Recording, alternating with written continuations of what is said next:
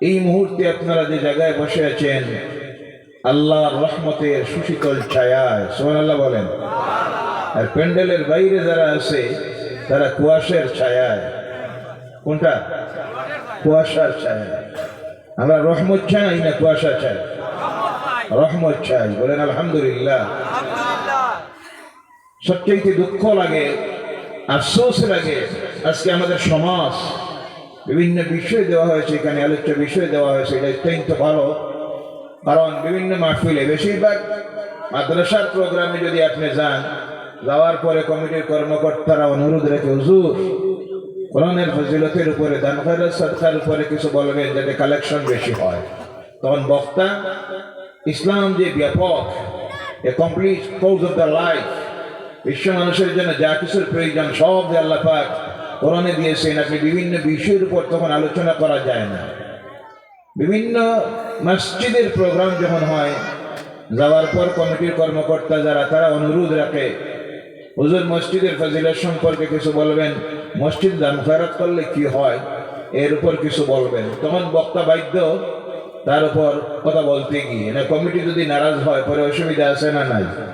জি, এর কারণে গুরুত্বপূর্ণ বিষয়ের উপর আলোচনা করা যায় না। আলহামদুলিল্লাহ, আজকের এই মাহফিলের কমিটির কর্মকর্তা যারা বিভিন্ন বিষয় সিলেকশন দিয়েছে, তাতে ভালো হয় প্রতিবক্তা বিভিন্ন বিষয়ের উপর আলোচনা করতে পারেন। শ্রোতা যারা তারা ইসলামের বিভিন্ন দিক নিয়ে জ্ঞান অর্জন করে এবং ইসলাম সম্পর্কে জানতে পারে। কোরআনের বিভিন্ন আয়াতের উপরে আলোচনা হয়, হাদিসের উপর আলোচনা হয়, নির্ধারিত বিষয় দেওয়া হয়েছে, ইনশাআল্লাহ তার উপর আলোচনা রাখবো। ওয়ামা তাওফীকি ইল্লা বিল্লাহ আলাইহি তাওয়াক্কালতু ওয়া ইলাইহি উনীব, বলেন আল্লাহুম্মা আমিন। আল্লাহ আমাকে এবং আপনাদেরকে প্রত্যেককে যেন আমল করার তৌফিক দেয়, সকলে বলেন আল্লাহুম্মা আমিন। আজকে ভূমিকায় কিছু কথা বলতে হচ্ছে। ওয়াজের মাহফিলের শেষ নাই, কিন্তু যত ওয়াজ হচ্ছে সেই অনুপাতে আমাদের সমাজের মানুষের নৈতিক চরিত্রের আমলের পরিবর্তন হচ্ছে না। তার এক নম্বরের কারণ হলো নিয়তে বেজাল। কিসের মধ্যে? কিছু সংখ্যক প্রত্যেক মাহফিলের প্রথমে কমিটির কর্মকর্তা, 2 নম্বরে শ্রোতারা, 3 নম্বরে বক্তা, 3 জনের নিয়ত ঠিক রাখতে হয়। কোনটা ঠিক রাখতে হয়?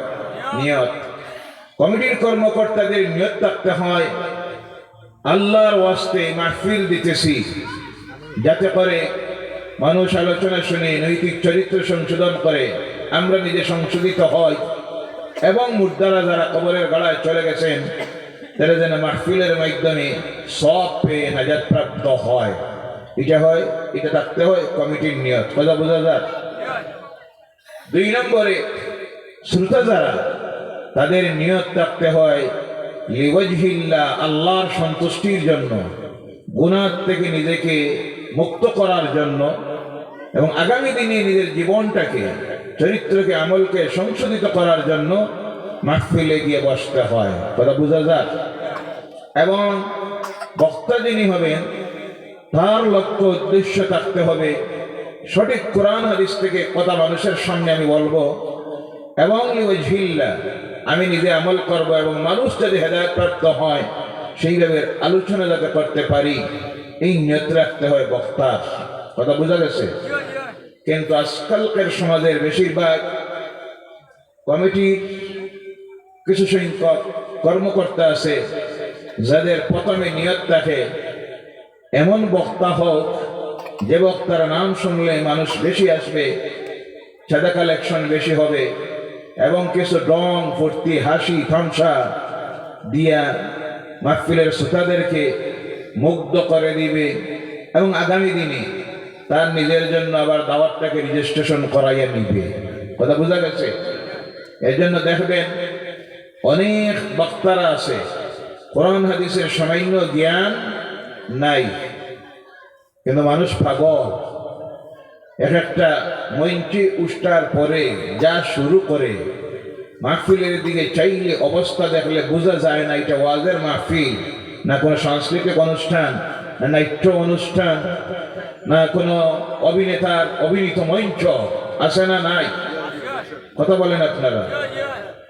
নাম আমি নিব না, কথায় কথায় এসেছে মাঝে এক জায়গার প্রোগ্রামে, আমি বিশেষ প্রোগ্রাম রাখতে গিয়ে আমি আগে অতিথিগুলির নাম জিজ্ঞাসা করি কোনটা কোনটা আছে।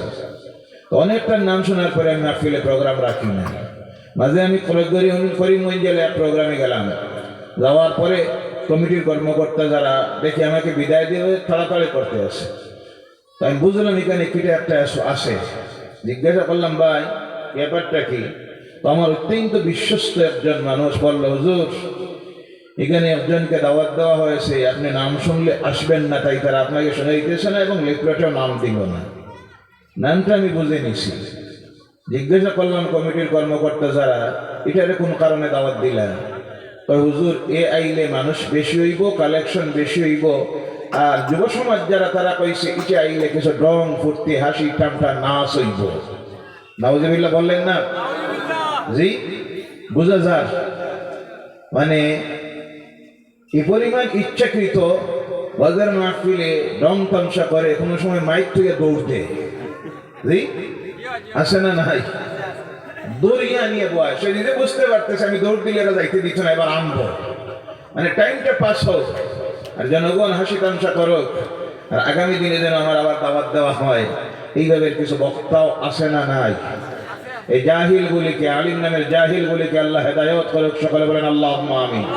যে সমস্ত কমিটির কর্মকর্তাদের এইভাবে চিন্তাধারা থাকে আল্লাহ তাদেরকে সঠিক জ্ঞান দেখ, বলেন আল্লাহুম্মা আমিন। 2 নম্বরে শ্রোতা যারা, তাদের নিয়ত ক্লিয়ার হতে হয়। বেশিরভাগ শ্রোতারা আমি দেখেছি আজকে মাহফিলে যায়, আপনারা রাগ করবেন না, যাওয়ার পরে অপেক্ষায় থাকে আল্লাহ কোন সময় সিন্নি দেওয়া হইতো। জি আছে না? নাই। তা প্রমাণ দিই আমি। আজ থেকে সপ্তাহ দিন আগে আমার প্রোগ্রাম ছিল ত্রিপুরার রাজধানী আগরতলায়। আগরতলার থেকে 1 ঘন্টার রাস্তা।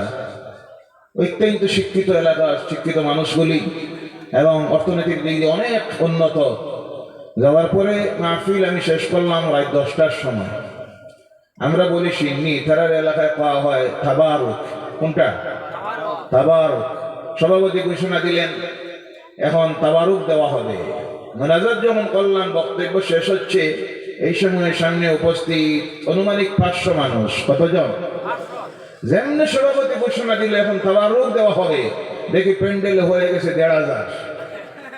কয়েকটা? আমি বুঝলাম আমি 1000 ওয়াজের লাগিয়ে আইছি না, তারা যেটার লাগিয়ে আইছে ওটার ঘোষণা দেওয়া হয়েছে, যেটার নাম হইল তাবারুক। কোনটা?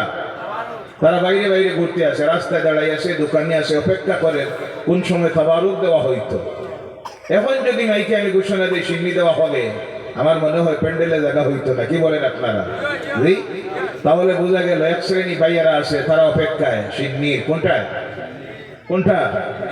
সিন্নি। তারা ওয়াজ বুঝে না, ওয়াজে যাওয়ার দরকার নাই, তারা শুধু একটাই নিয়ত। এই নিয়তে যদি কেউ আসে, সারা রাত্রি যদি ঘুরে, কোনো নেকি আছে? কথা বলেন, কোনো সওয়াব আছে? নাই। আমি অনুরোধ রাখবো প্যান্ডেলের বাইরে যে সমস্ত ভাইয়েরা দাঁড়িয়ে আছেন, রাস্তায় আছেন, আল্লাহর ওয়াস্তে প্যান্ডেলের ভিতরে ঢুকে যান। আপনার আমার জীবনের এই মাহফিল শেষ মাহফিল হইতে পারে, কথা ঠিক কি না? কারণ আমাদের হায়াত কখনকার শেষ হয়ে যাবে আমরা জানি না। যে কোনো মুহূর্তে আল্লাহ আমাদেরকে ডাক দিয়ে দিতে পারে আখিরাতের সফরে যাওয়ার জন্য।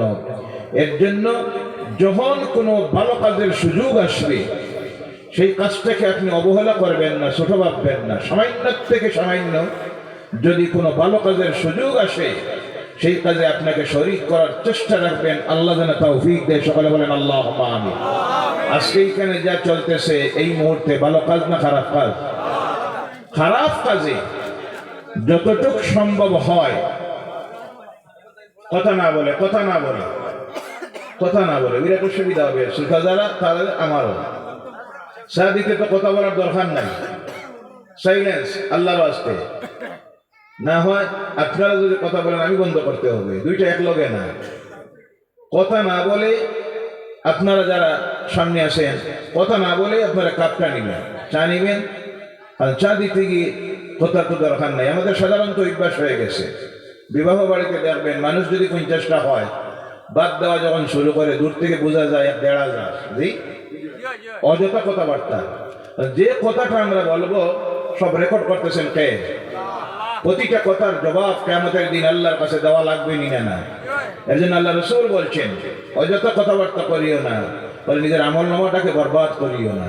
আল্লাহর ওয়াস্তে আবার অনুরোধ রাখতেছি, আপনারা তো চা পান করতেছেন, সম্ভবত সবে খাওয়া দাওয়া হয়েছে, জি হয়েছে না? আমি তো দুপুর 12টা খাওয়া দাওয়া হয়েছিল, আর এখন বাজতেছে 11টা 12টা। এর ভিতরে সামান্য এক ফুটা চাও বক্ষণ করি নাই। সময়ের ব্যস্ততায় প্রোগ্রামকে কভার দিতে গিয়ে কোনো সময় এমন হয় 22 ঘন্টা 24 ঘন্টা 28 ঘন্টা চলে যায়, খাবার সুযোগ হয় না। দোয়া করেন আপনারা আল্লাহ দিনের খেদমতের জন্য, সেই সময় দিতেছি, আগামী দিনে আরো দিতে পারি যেন আল্লাহ তৌফিক দিয়ে, বলেন আল্লাহুম্মা আমিন। বলতেছিলাম ভালো কাজের সুযোগ যখন আসে হাতছাড়া করবেন না।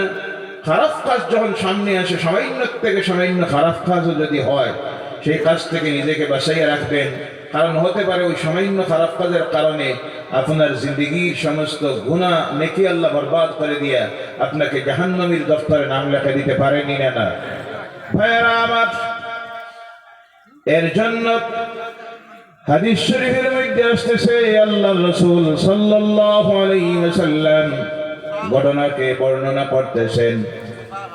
একজন মহিলা, জানাকারী মহিলা রাস্তা দিয়ে রওনা করেছে।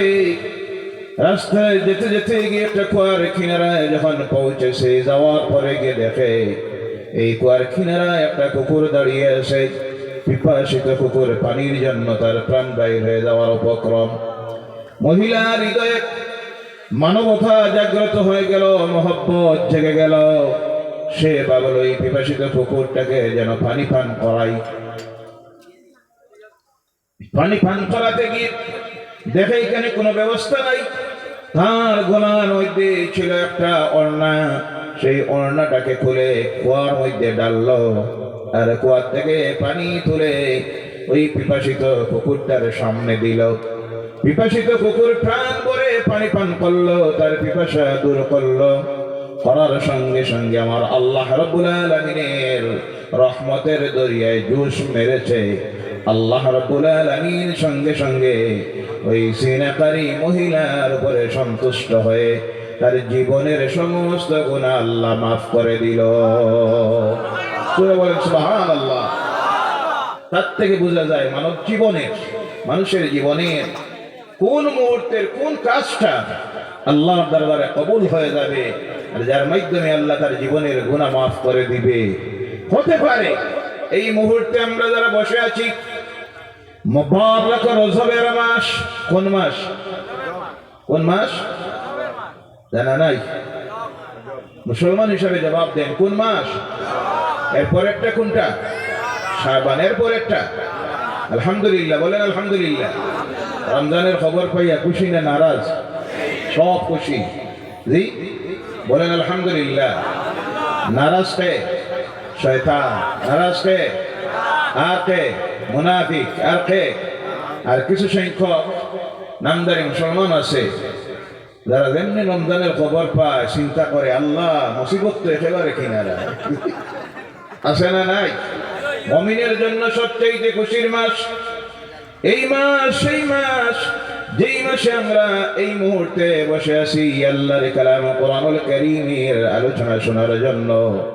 এই মাসের 26 তারিখের রাত্রিটা হলো আল্লাহ রাব্বুল আলামিন তার হাবিবকে সশরীরে এই জমিন থেকে সপ্ত আকাশ পাড়ি দেওয়াইয়া সিদরাতুল মুনতাহা অতিক্রম করে করে আল্লাহর দরবারে গিয়ে হাজির হয়েছিলেন। এতটুক কিনারায় গিয়েছিলেন, ফাকানা কাবা কাউসাইনি আও আদনা। তীর ধনুকের রশিকে ধরে টান দিলে দুইটা মুখ যতটুক নিকটবর্তী হয়, আল্লাহ রাসূল আল্লাহর ততটুকু নিকটবর্তী হয়েছিলেন এই মাসের 26 তারিখে, যেই রাত্রিটার নাম হলো লাইলাতুল মিরাজের রাত্রি। সেই রাত্রিতে, সেই মাসের একটা রাত্রিতে আমরা যে বসে আছি, হতে পারে আজকের এই বসার কারণে আল্লাহ চাইলে আমাদের জীবনের সমস্ত গুনাহ মাফ করে দিতে পারেনি না? আল্লাহ চাইলে এই প্যান্ডেলে ঢুকেছি গুনাহগার হিসাবে। কি হিসাবে? গুনাহগার হিসাবে।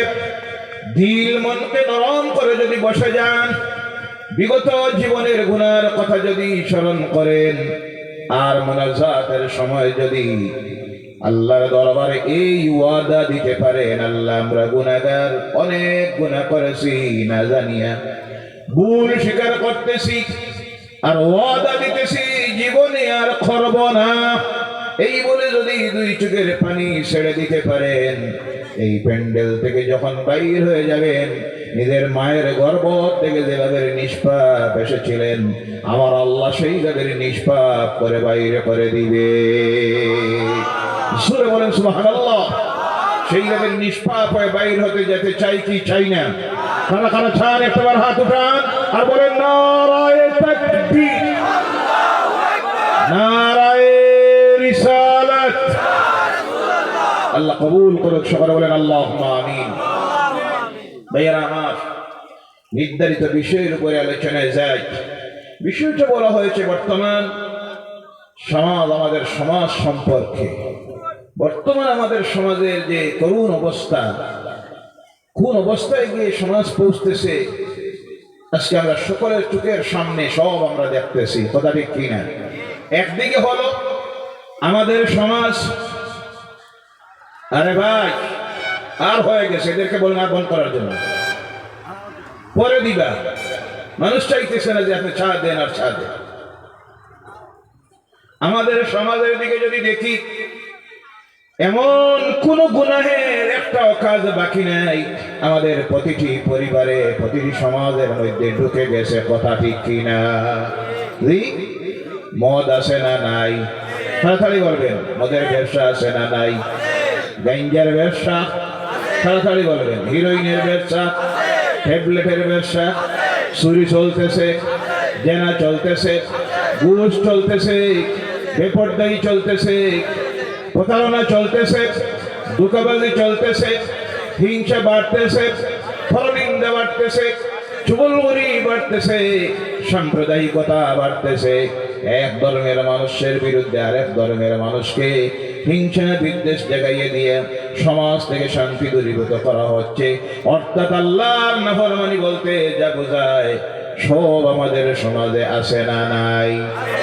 দুই নম্বরে, সারা পৃথিবী যদি যদি দেখতে যান, আমার এই সমাজের মানুষের দিকে যদি লক্ষ্য করেন, সারা পৃথিবীতে আজ যারা নির্যাতনের শিকার, অত্যাচারের শিকার, লাঞ্ছনার শিকার, বঞ্চনার শিকার, মৌলিক অধিকার থেকে বঞ্চিত, সংবিধানের দেওয়া সংবিধান প্রদত্ত অধিকার থেকে বঞ্চিত, গোটা পৃথিবীতে আজ যারা অশান্তিতে পড়েছে, তারাই হলো মুসলমানেরা, কথা ঠিক কিনা?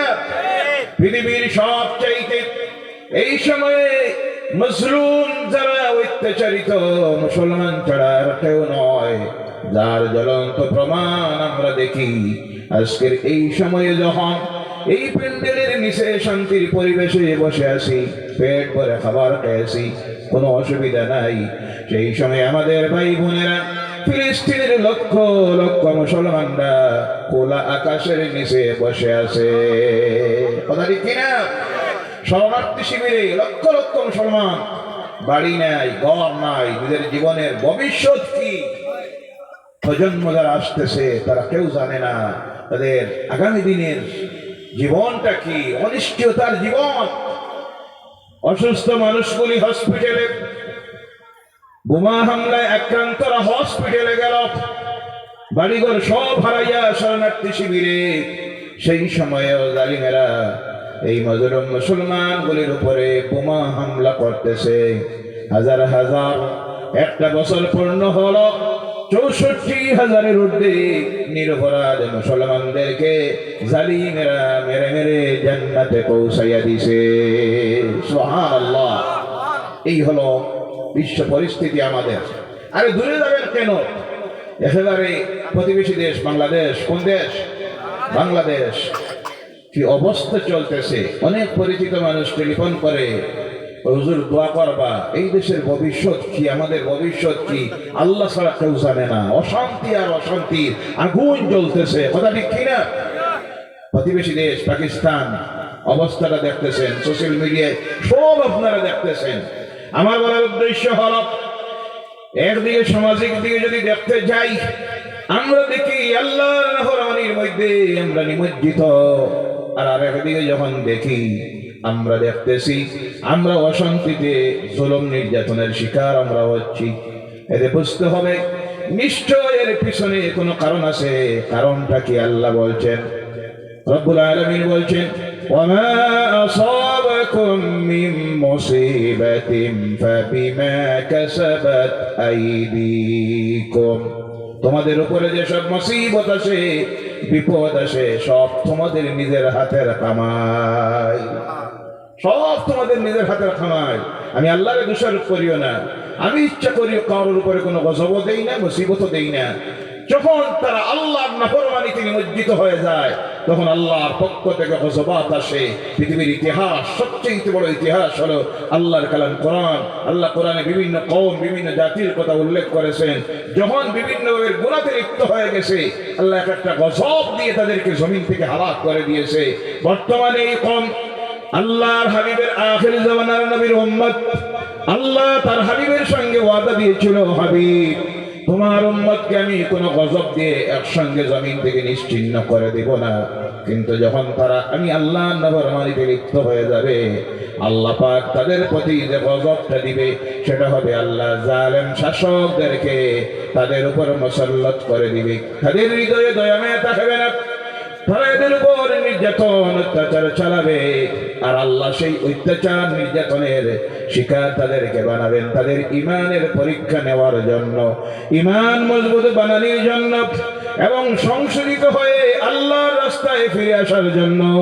আজকের এই পৃথিবীর মুসলমানদের উপরে যে জুলুম নির্যাতন অত্যাচার চলতেছে, এর কারণ হলো আমরা আল্লাহর নাফরমানিতে নিমজ্জিত হয়ে গেছি। কথা ঠিক কিনা? বিশেষ করে আমার সমাজের যুবক ভাইয়েরা, কারণ যাদের হাত ধরে ইসলাম জমিনে প্রতিষ্ঠিত হয়েছিল তারা ছিল যুব সমাজ। সুবহানাল্লাহ বলেন। যাদের রক্তের উপরে ইসলামের ফাউন্ডেশন তারা হলো যুবকেরা। সুবহানাল্লাহ বলেন।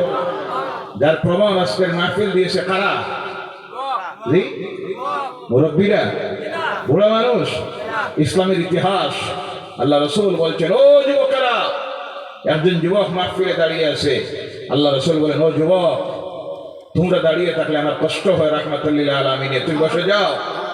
আল্লাহ রাসূল বলেন, ও যুবক, তোমাদের হাত ধরে আল্লাহর দ্বীন জমিনে প্রতিষ্ঠিত হয়েছে, তোমাদের রক্তের উপরে ইসলামের ফাউন্ডেশন। বলেন সুবহানাল্লাহ। আল্লাহ রাসূল বলেন, ইসলামের সবচেয়ে বিরোধিতা করেছে যারা, এরা সব ছিল বুড়া মানুষ। আর ইসলামের সাহায্য করেছে, আল্লাহর দ্বীনকে জমিনে প্রতিষ্ঠিত করার সংগ্রাম যারা করেছে, রক্ত দিয়েছে, জান দিয়েছে, কল্লা দিয়েছে, মাল দিয়েছে, তারা ছিল যুব সমাজ। সুবহানাল্লাহ বলেন। যার কারণে এত তাড়াতাড়ি পৃথিবীতে আল্লাহর দ্বীন প্রতিষ্ঠিত হয়েছিল। আল্লাহ রাসূল যেই দিন মক্কা থেকে হিজরত করে নিজের জন্মভূমি ত্যাগ করে মদিনায় চলে গেলেন, মুসলমানদের সংখ্যা হলো 2 থেকে 250। মাত্র মাঝে গেল 12 বছর। কত বছর? মাত্র 12 বছরে গেল মক্কা বিজয় হয়ে গেল। আল্লাহ রাসূল জীবনের শেষ বক্তব্য দিতেছেন 9 জিলহজের দিন আরাফাতের ময়দানে। জীবনের সবচেয়ে লম্বা দীর্ঘ বক্তব্য দিলেন। যোহর থেকে আসরের চলে যাইতেছে। এরপরে আল্লাহ রাসূল আর এত লম্বা বক্তব্য দেওয়ার সুযোগ পান নাই, সময় পান নাই। জিলহজ মাস গেল, এরপরে আসলো মুহররম, সফর, রবিউল আউয়ালের 12 তারিখে আল্লাহ রাসূল এই জমিন থেকে পরকালের সফরে চলে গেলেন।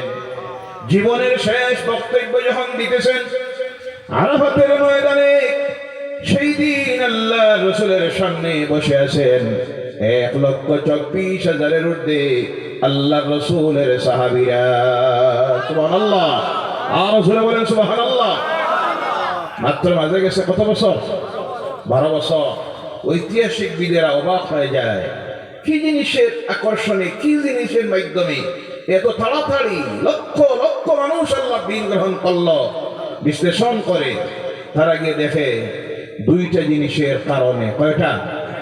1 নম্বরে ছিল আল্লাহ রাসূলের জীবন চরিত্র, আদর্শ, ব্যবহার। সুবহানাল্লাহ বলে। আর 2 নম্বরে ছিল আল্লাহ রাসূলের সঙ্গের সাথী যারা ছিলেন সাহাবায়ে কেরাম, তারা ছিলেন যুবকেরা। আর তাদের জীবন চরিত্র ব্যবহার আদর্শ দেখে পৃথিবীর পথ হারা মানুষ গোমরাহির থেকে কুফরির থেকে শিরকিয়ত থেকে আল্লাহর দ্বীনের সুশীতল ছায়ায় আশ্রয় নিল।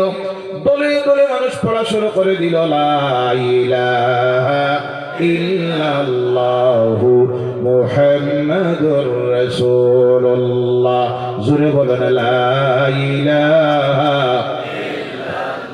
লা ইলাহা ইল্লাল্লাহ লা ইলাহা ইল্লাল্লাহু মুহাম্মাদুর রাসূলুল্লাহ সাল্লাল্লাহু আলাইহি সাল্লাম।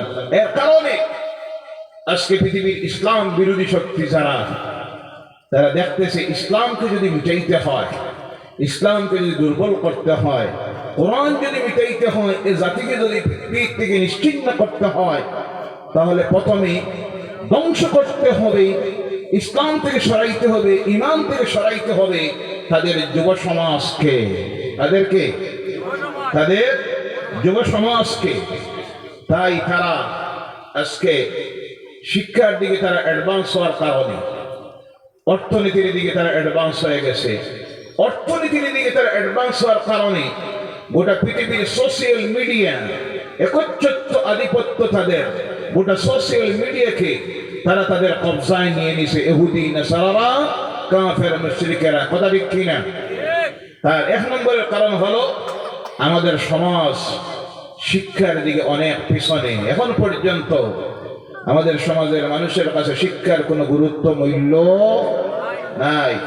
অবাক হবেন আপনারা, প্রত্যন্ত গ্রামাঞ্চলে অনেক জায়গা এখনো আছে যেখানে গিয়ে যদি আপনি খুঁজান higher secondary pass, BA pass একটা ছেলে মেয়ে খুঁজাইয়ে পাওয়া যায় না। বিভিন্ন প্রত্যন্ত এলাকায় আছে না নাই? যেখানে মানুষ চন্দ্রে অভিযান চালাইতেছে, সূর্যে চলে যাওয়ার চেষ্টা করতেছে, চন্দ্রে গেছে, বুধে গেছে, বৃহস্পতিতে গেছে, আধুনিক বিজ্ঞানের প্রযুক্তির মাধ্যমে উন্নত সমাজ হচ্ছে, সেই সময় এখন পর্যন্ত আমাদের সমাজের অনেক মানুষ আছে যাদের চিন্তাধারা হলো পড়িয়ে কোনো লাভ নাই, আগে খাইতে বাস্তায় কিলা অচিন্তা করো। আছে না নাই? আল্লাহ এদেরকে হেদায়াত করুক, সকলে বলেন আল্লাহুম্মা আমিন। কারণ এই পৃথিবীতে আজ যারাই শিক্ষার দিকে যত অ্যাডভান্স হয়েছে তারাই তত উন্নত জাতি হয়েছে।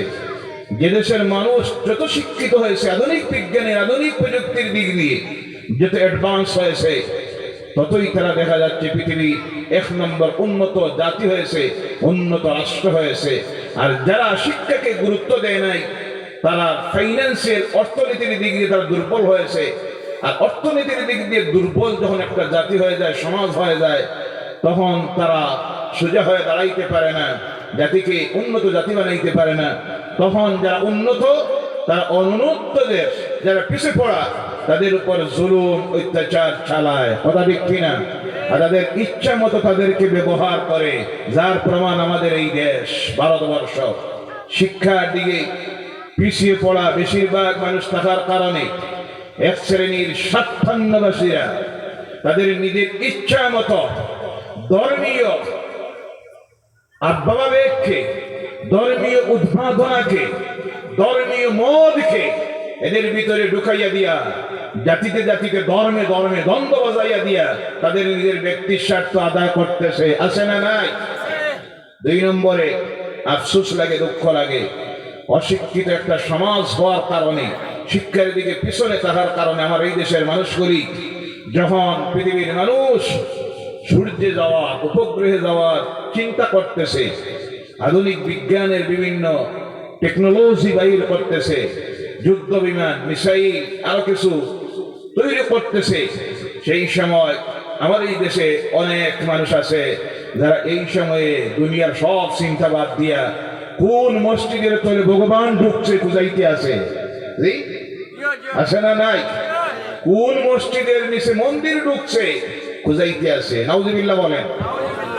কারণ এর কারণ হলো শিক্ষার অভাব। কিসের অভাব? শিক্ষার অভাব। বাড়তে বাড়তে গিয়ে তো রাগ করবেন না, অনেকে এমন অবস্থার মধ্যে গিয়ে পৌঁছতেছে সুলতানুল হিন্দ খাজায় আজমেরি রোজার নিচে গিয়ে খুঁজাইতেছে মন্দির আছে নাকি। নাউজুবিল্লাহ বললেন না?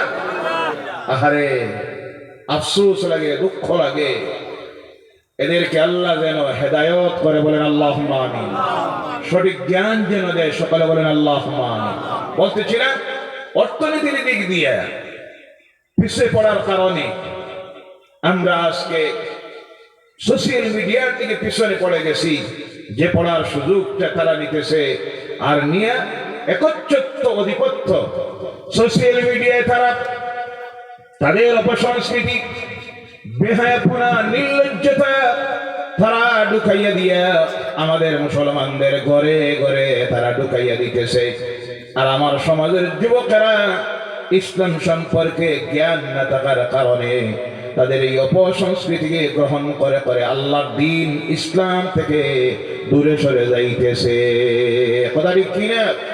তার বাস্তব প্রমাণ অনেক সময় যখন দেখি দুঃখ লাগে, আফসোস লাগে।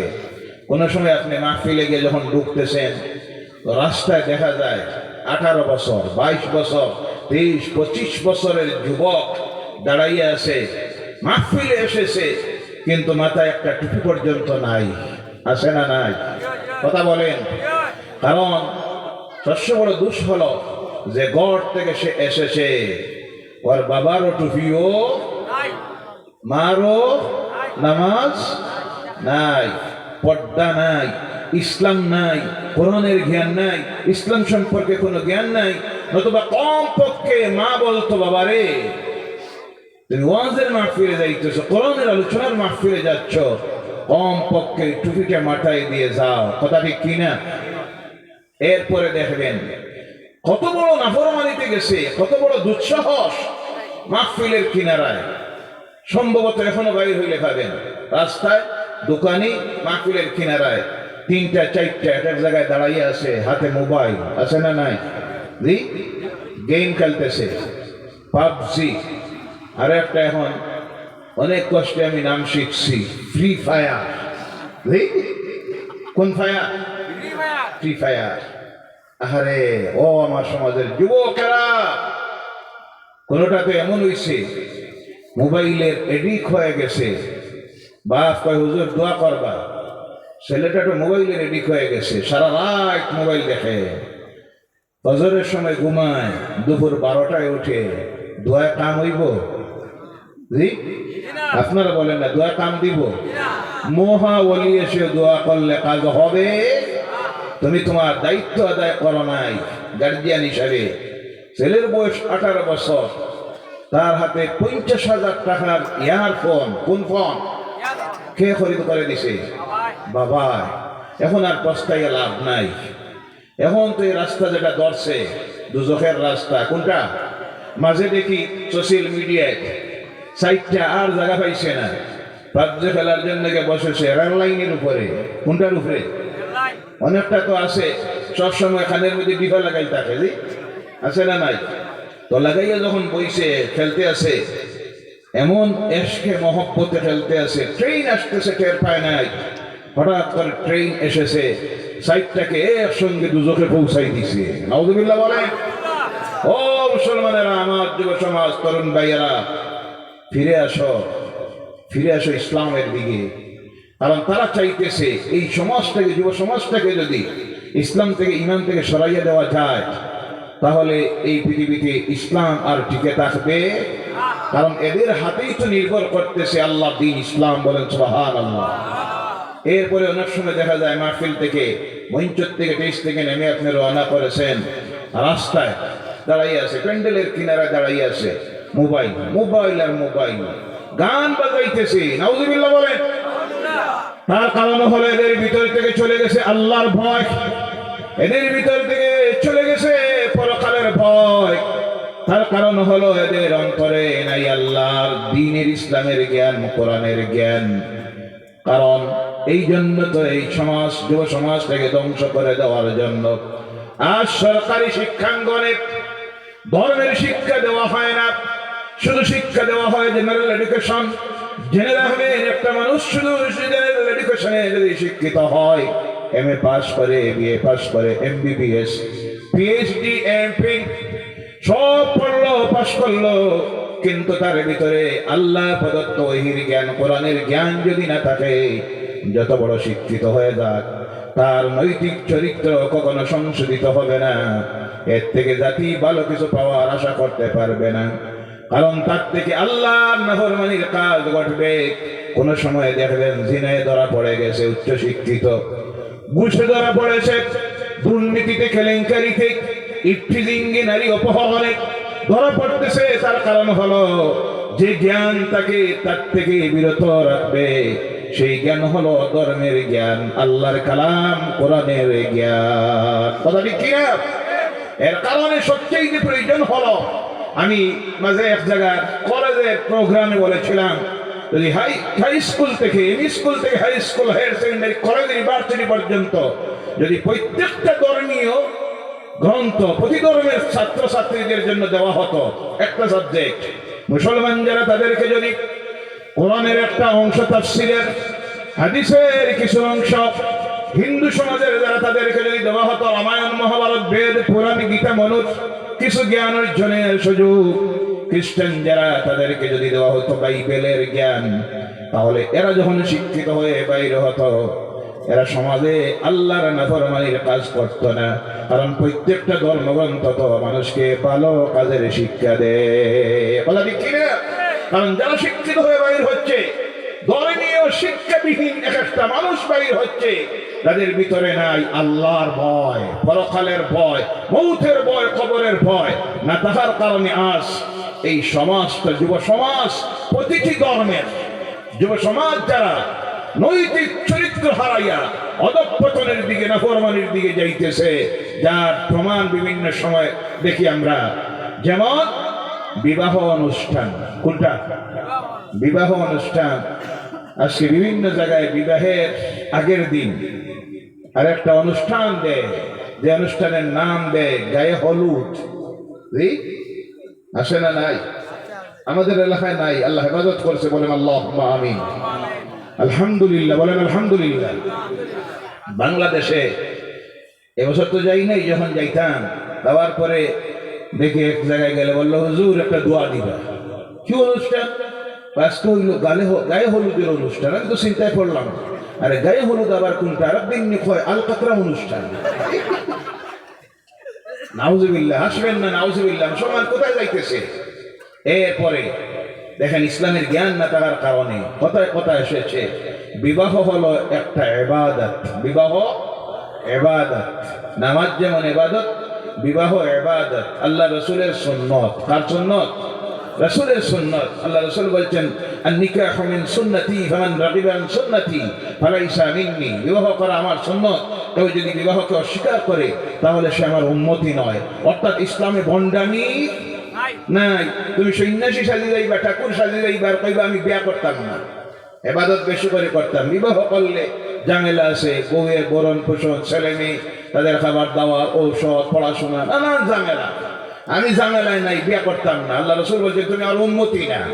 সুবহানাল্লাহ বলেন। কারণ ইসলামে ভণ্ডামি নাই। যেমন একটা বিবাহ ইবাদত, রাসূলের সুন্নাত, কিন্তু আজকে আমাদের ইসলামের জ্ঞান না থাকার কারণে বিবাহটাকে কোথায় নিয়ে পৌঁছাইয়াছে দেখেন। একটা ইবাদতকে গোটা গুনার অনুষ্ঠানে বানাইয়া দে। আছে না নাই? প্রথম দিন দে গায়ে হলুদ, পরের দিন দে টি পার্টি, কুঞ্জ বানায়। রাগ করবেন না ভাইয়েরা, 50,000 টাকা, লাইটিংয়ে 50,000, প্যান্ডেলে 2 লাখ, সব মিলাইয়া খরচ করলো 4 লাখ। কয় লাখ? কিন্তু যে বিবাহ করতেছে খবর নিয়ে দেখেন তার ঘরে খরচ ছিল বিবাহের দিন তার স্ত্রীর মোহর দেওয়া তার জন্য ফরজ, কিন্তু স্ত্রীকে একটা টাকা দিতে পারলো না, ফরজটা আদায় করতে পারলো না। স্ত্রীর সামনে ওকিল গিয়ে বলে, অমুকের মেয়ে অমুক তোমাকে 4 লক্ষ টাকা মোহর নির্দিষ্ট করে সম্পূর্ণ বাকি রেখে স্বামী হিসাবে গ্রহণ করেছেন, তুমি তাকে স্ত্রী হিসাবে কবুল করে নাও। একটাবার লজ্জা শরম যদি থাকতো তাহলে সেই দিন ওই সমস্ত অপচয়কে না করে স্ত্রীর হাতে যদি 4 লক্ষ টাকা ক্যাশ দিতে পারতেন তাহলে একটা ফরজ আদায় হয়ে যাইত। কথা ঠিক কিনা? ফরজের খবর নাই, সব চলতেছে ডং আর থামসা। ভাইয়েরা আমার, এর কারণ হলো ইসলামের জ্ঞান নাই। আর আনতেছি আমরা কার কাছ থেকে কালেকশন করে? ইহুদি নাসারারা। তারা যা করে সোশ্যাল মিডিয়ায় ছাড়ে, আর আমরা দেখি, আর দেখে মনে মনে ভাবি এটাই হলো মনে স্ট্যান্ডার্ডিটি, ভদ্রতা, তখন আমরা সাদরে গ্রহণ করতেছি। এরপরে দেখেন, ওই তো কিছুদিন আগে গেল, কথায় কথায় কথা আসতেছে, অবশ্য আমাদের এলাকায় নাই, বিভিন্ন জায়গায় শহরাঞ্চলে বেশিরভাগ দেখা যায়, বড় বড় সিটিতে মুসলমান নামদারিরা 31 ডিসেম্বরের রাত্রিতে 12টায় বম পাঠাইল। আর পরের দিন নতুন বৎসরকে স্বাগত জানানির নামে, হ্যাপি নিউ ইয়ার বানানির নামে বিভিন্ন নামি দামি হোটেলে সাংস্কৃতিক অনুষ্ঠান দিল, নাচলো, গান গাইল, মদ পান করলো। আর কিছু আছে যারা তা না করতে পারিয়া 1 জানুয়ারি নতুন বৎসরকে স্বাগত জানানির নামে গাড়ির মধ্যে ফুল লাগাইল, গাছের পাতা লাগাইল, মাইক লাগাইল, আর লাগাইয়া দুনিয়ারে দেখাইয়া দে, দেখো নতুন বৎসরের দিন আমরা আর মানুষ নাই, হায়াওয়ান জানোয়ার হয়ে গেছি। নাউজুবিল্লাহ বলেন, আছে না নাই? ইসলামে কি নতুন বছর হ্যাপি নিউ ইয়ার বলতে কিছু আছে? তাড়াতাড়ি বলবেন, আপনারা ফতোয়া দিবেন আছে? খ্রিস্টানদের, ইহুদি নাসারাদের সংস্কৃতি, তাদের নতুন বৎসর শুরু হয় 1 জানুয়ারি, আমাদের নতুন বৎসর শুরু হয় 1 মুহররম। সুবহানাল্লাহ বলেন। কিন্তু এই মুহররমের দিন তাকে স্বাগত জানাতে হবে, বিগত বছরকে বিদায় দিতে হবে, এমন কোন সিস্টেম, নিয়ম নীতি ইসলামে নাই। আল্লাহর কাছে প্রতিটা দিন সম্মানী, প্রতিটা রাত্রি সম্মানী, বিশেষ মর্যাদা আল্লাহ দিয়েছেন। একটা মাসকে যেমন রমজানের মাস, বিশেষ রাত্রিকে দিয়েছেন শুক্রবারের রাত্রি, মুহররম মাসের 10 তারিখ লাইলাতুল বারাতের রাত্রি, শবে কদরের রাত্রি, রমজানের শেষ 10 দিনের বেজোড় রাত্রি, 2 ঈদের রাত্রি, আলাদা স্পেশাল ফ্যাসিলিটি আল্লাহ দিয়েছেন। তাই বলে বিশেষ কোন দিনকে স্বাগত জানানি হবে আর বিদায় দিতে হবে, এই কোন সিস্টেম ইসলামে কিন্তু ঢুকেছে আমাদের সমাজে। তার কারণ আমরা ফলো করতেছি। ওই যে আগে বলেছি, সোশ্যাল মিডিয়ায় যখন দেখি তারা এইসব করতেছে, ইসলামের জ্ঞান না থাকার কারণে আমরা তার দিকে আজকে ধাবিত হচ্ছি। একবার চিন্তা করি না আমি কি করতেছি। ও মুসলমান, জেনে রাখবেন, আপনার আমার প্রত্যেকটা কাজ করতে গিয়ে চিন্তা করতে হবে, আমরা এই দুনিয়ায় আজকে আসি, একদিন থাকবো না, আমরা চলে যেতে হবে কবরের গাড়ায়। সেখানেও শেষ নয়, ওখান থেকে আবার কিয়ামতের দিন হাসরের ময়দানে উঠতে হবে। দুনিয়ার জীবনের প্রত্যেকটা কাজের জব আল্লাহর কাছে সেই দিন দেওয়া লাগবে না। দুনিয়ায় যা করতেছি সব রেকর্ড করতেছেন কে? এই মুহূর্তে বসে আছি, রেকর্ড করতেছেন কে? লেখার ব্যবস্থা করেছেন কে? আল্লাহ বলছেন, কিরামান কাতিবিন ইয়ালামুনা মা তাফআলুন। সম্মানিত লেখক 2 জন তোমাদের সঙ্গে আমি আল্লাহ নির্দিষ্ট করে রেখে দিয়েছি, তোমরা যা করো তা তারা রেকর্ড করতেছে। এবার মনে প্রশ্ন আসতে পারে, যা করি তা রেকর্ড করে, মুখ দিয়ে যা বলি তা কি রেকর্ড করে? আমার আল্লাহ বলছেন, মা ইয়ালফিজু মিন কাউলিন ইল্লা লাদাইহি রাকিবুন আতীদ। জোরে বলো আল্লাহু আকবার। মুখ দিয়ে যা উচ্চারণ করো তাও রেকর্ডের ব্যবস্থা আমি আল্লাহ করে রেখে দিয়েছি। বলো সুবহানাল্লাহ।